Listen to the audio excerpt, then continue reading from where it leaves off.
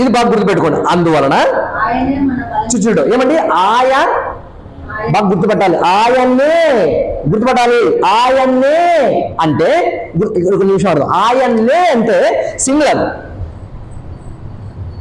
ఆయన్నే నీ వ్యాధిని అనుభవించాడు అంటే నువ్వు అనుభవించకూడదని అర్థం. హల్లెలూయా.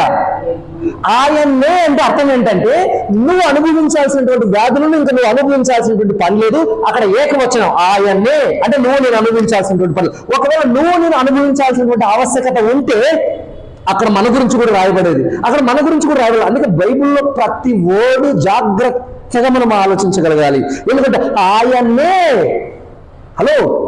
ప్రపంచాన్ని పట్టి పీడించే అపవాదికి సంబంధించిన రోగములు యావత్తు ఆయన్నే ఏం చేశాడు.